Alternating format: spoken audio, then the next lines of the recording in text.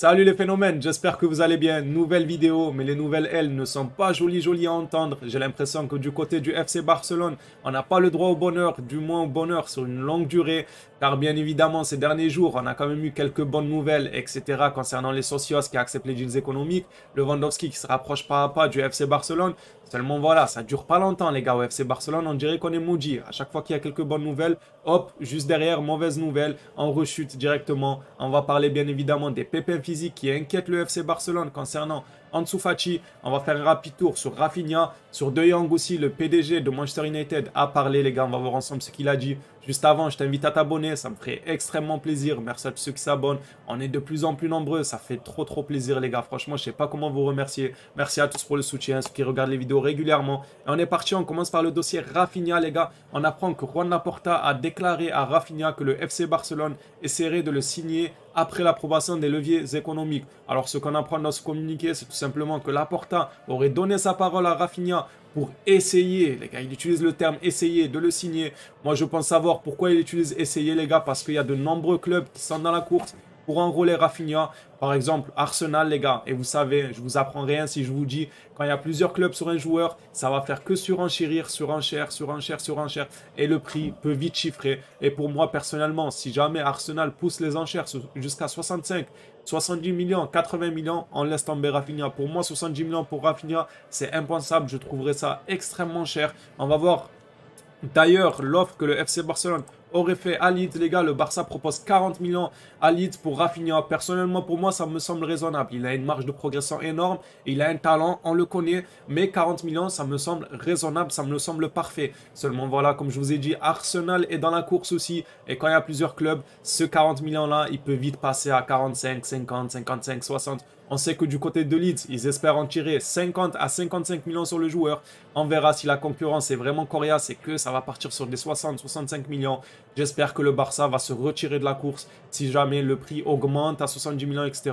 Pour moi, ça ne sera pas une bonne affaire. Ça sera cher payé de payer Rafinha à 70, 75 ou 80 millions. Voilà ce qu'on sait sur Rafinha. On passe directement à De Jong, les gars. Il y a quelques nouveautés. On apprend que Richard Arnold, alors non, c'est pas Trent Alexander-Arnold, le défenseur droit de Liverpool, c'est Richard Arnold, le PDG de Manchester United. En ce moment même, les managers sont à Barcelone pour le deal de De Jong. Il nous dit qu'à ce moment même, les managers sont bel et bien à Barcelone pour le deal de De Jong. Dans un autre communiqué que je n'ai pas pris, les gars, il a aussi dit mot pour mot que Manchester United, ce n'était pas un problème pour eux l'argent. Bah c'est super, on voit là des bonnes nouvelles. Donc maintenant monsieur, il faut payer De Jong à 100 millions. Si tu dis que Manchester, ce n'est pas leur souci l'argent, il faut payer 100 millions pour Frankie De Jong ou bien 80 millions. On sait que le Barça en demande 80 et 100 et on sait que United en propose 60 millions. Franchement, c'est très peu 60 millions. Ça serait le braquage du siècle si jamais ils arrivaient à tirer un De Jong du FC Barcelone à 60 millions. Déjà que personne ne veut voir De Jong partir, les supporters déjà.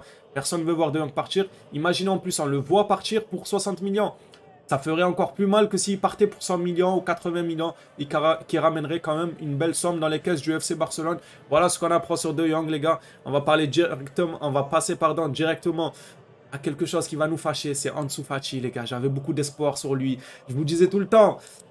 Alors, je vous disais tout le temps, j'ai hâte de faire des débriefs à vos côtés, en vidéo, en parlant de Lewandowski, en vous disant qu'il va mettre un doublé, triplé, ouais, le doublé était magnifique et tout. Mais mon subconscient, les gars, bien évidemment, je pensais aussi à Fati. Je le disais pas de ma propre bouche, mais je pensais à Fati. J'espérais qu'il allait faire une grande saison et qu'il allait concurrencer réellement Ansu Fati, parce qu'il y en a beaucoup qui en parlaient d'eux. Mais bon, Ansu Fati, on dirait qu'il a pris un train d'avance sur Ansu Fati, pardon. Vinicius, on dirait qu'il a pris un train d'avance sur notre Ansu Fati. J'espérais vraiment cette saison-là que Ansu Fati allait rattraper son retard sur Vinicius et qu'on allait avoir une bonne saison entre ces deux-là qui vont se concurrencer au poste de AG. On aurait pu avoir du spectacle, les gars, mais seulement voilà. Après, rien n'est joué, les gars. C'est juste des inquiétudes. Rien n'est joué. Peut-être qu'il sera vraiment à 100%, etc. Mais les communiqués nous indiquent qu'Ansu Fati n'est pas encore prêt à concourir au plus haut niveau. En fait, il est loin d'être prêt. Il est loin d'être prêt. Franchement, les mots, je les trouve durs et ils font peur quand même. Ça fait peur. Il est loin d'être prêt. Sachant que le premier match amical, il est dans un mois. Donc, ça laisse quand même ça laisse du temps pour se préparer physiquement, etc. Et même avec ce temps-là, ce mois-là qui reste pour se préparer, on nous dit qu'il est loin d'être prêt pour les matchs à haute intensité. Franchement, ça fait peur. Barcelone pense que Fati a fait une grande erreur en ne se faisant pas opérer. Alors, dites-moi vous ce que vous en pensez, les gars, de ça. Je comprends pas. Moi, personnellement, je n'ai pas la science infuse. Il y a des sujets qui m'échappent comme cela. Pourquoi il y a des joueurs qui refusent de se faire opérer? On a connu le cas, Samuel Umtiti, qui a joué à la Coupe du Monde avec l'équipe de France. En étant blessé, au final, il a empiré sa blessure. Et quand on lui a proposé de se faire opérer, il a tout simplement refusé. Sa carrière a pris une tournure dramatique. On le sait, les gars, il a plus joué, il a plus performé. Il a plus su retrouver son niveau qu'il avait auparavant. Dites-moi, les gars, s'il y en a qui savent dans les commentaires, pourquoi il y a des joueurs qui refusent de se faire opérer? Alors, peut-être que si tu te fais opérer, on va dire, comment dire ça? Peut-être que s'ils se font opérer, c'est la fatigue, les gars. Il est 2 h du matin, je suis désolé. Peut-être que si les joueurs se font opérer, il y a un risque énorme de rechute, mais plus aggravé que comme il était avant. Vous voyez ce que je veux dire? Par exemple, avant, s'il appuie sur sa blessure et qu'il se blesse, bah, il va falloir qu'il se repose et il va rejouer. Mais si jamais il fait une opération, mais que juste après, il chute après l'opération, bah, ça peut être dramatique. Je sais pas, peut-être, les gars. Je comprends pas pourquoi il y a des joueurs qui ne veulent pas se faire opérer, si ce n'est ce petit truc-là que pour moi je vois, si ce n'est qu'il y a un risque de rechute aggravé. Si ce n'est ça, je ne comprends pas pourquoi les joueurs refusent. Surtout Ansu Fati, il est tout jeune, Umtiti, on va dire, il a été champion du monde avec l'équipe de France en forçant sur sa blessure.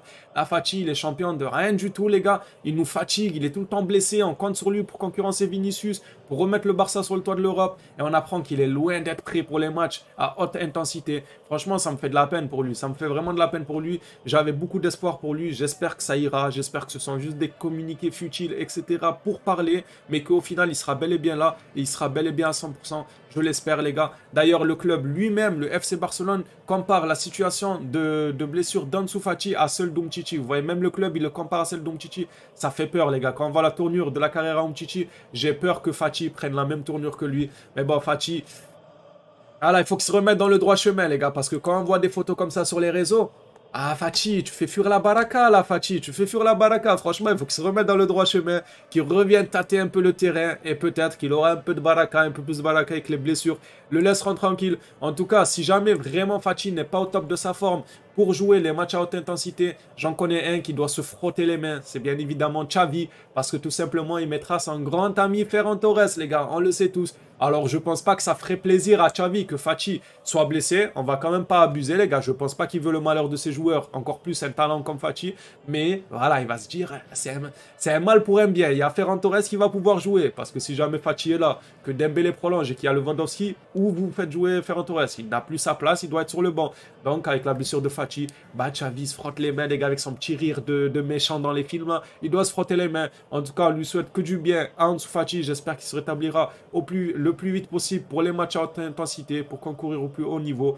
Donc, voilà, les gars, je rêve de voir ce duo-là jouer au moins une saison ensemble. Pedri et Fati, je crois qu'ils ont dû faire 5-6 matchs ensemble, si je ne me trompe pas. C'est très très peu, alors que ça fait 2 ans que c'est en Barça. C'est très très très peu, les gars.